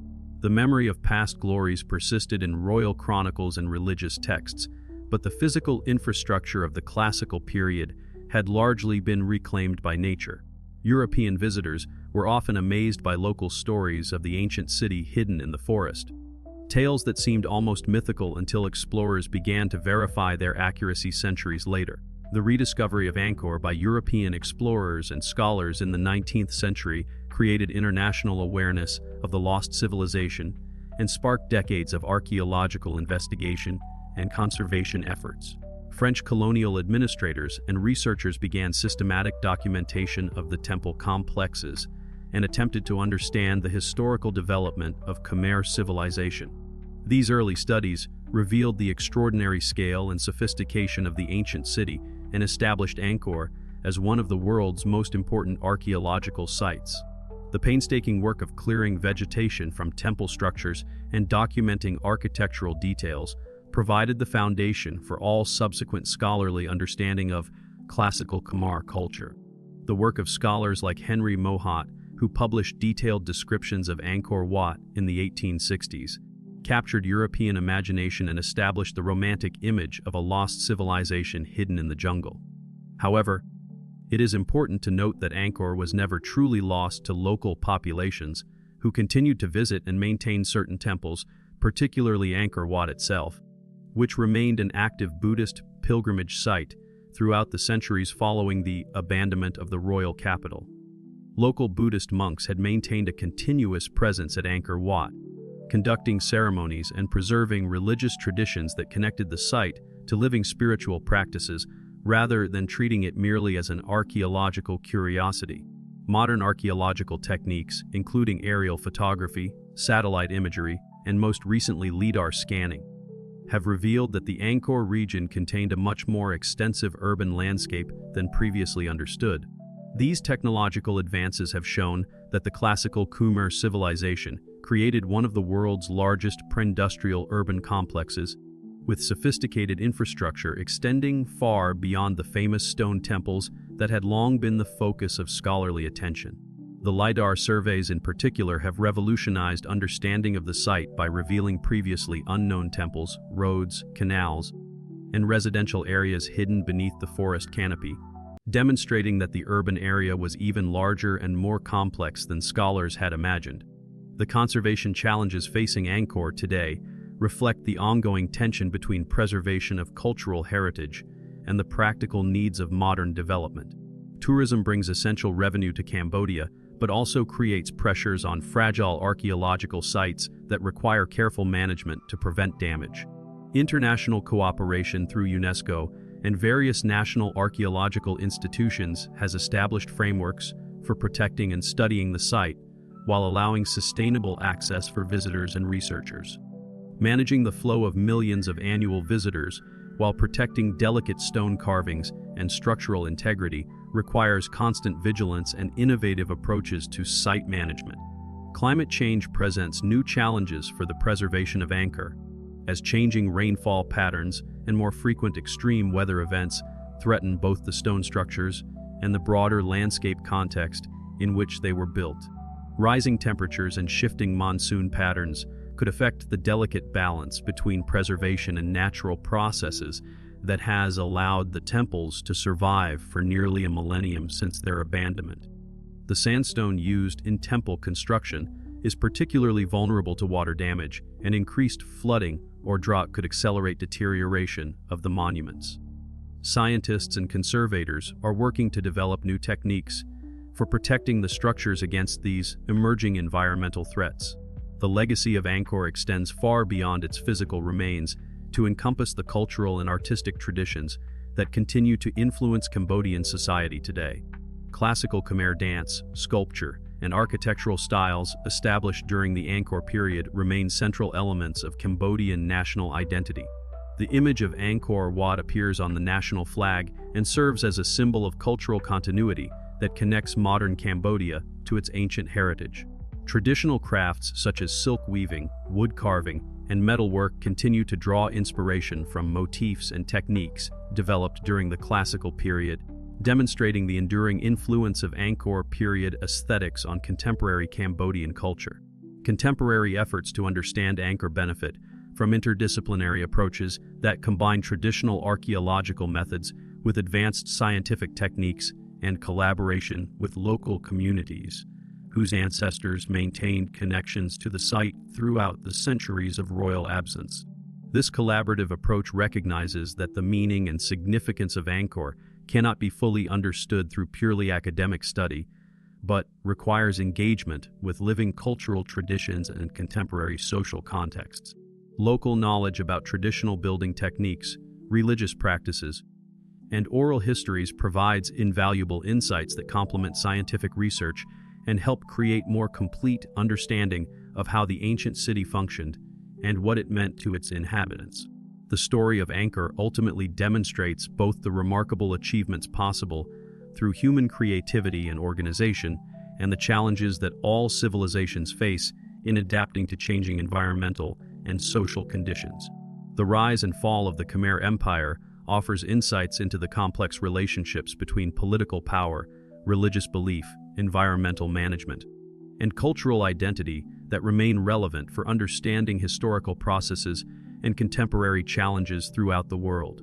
The empire's success in managing water resources and supporting large populations in a challenging tropical environment provides lessons for modern efforts to achieve sustainable development in similar ecological contexts. The temples of Angkor continue to inspire visitors and scholars with their architectural magnificence and artistic sophistication, serving as tangible connections to a civilization that achieved extraordinary accomplishments in urban planning, hydraulic engineering, and monumental construction. These achievements remind us that human societies have repeatedly demonstrated remarkable capacity for innovation and creativity, even as they also illustrate the importance of sustainable relationships between human communities and their environmental contexts. The precision of the temple construction, the sophistication of the water management systems, and the artistic excellence of the sculptural decoration all testify to the high level of technical skill and cultural refinement achieved by classical Khmer civilization. The enduring fascination with Angkor reflects deeper human interests in understanding how great civilizations emerge, flourish, and ultimately transform or decline. The Khmer Empire's story provides a compelling case study in the dynamics of imperial expansion, cultural synthesis, and adaptive response to changing conditions that characterized many pre-modern societies. The physical grandeur of the temples serves as a lasting testament to the vision and capabilities of the people who created them, while the eventual abandonment of the site reminds us of the impermanence that characterizes all human institutions and achievements. In contemplating Angkor, we are confronted with both the heights of human accomplishment and the humbling reality that even the most magnificent civilizations must eventually adapt to new circumstances or face decline, leaving behind only their monuments as witnesses to their former glory.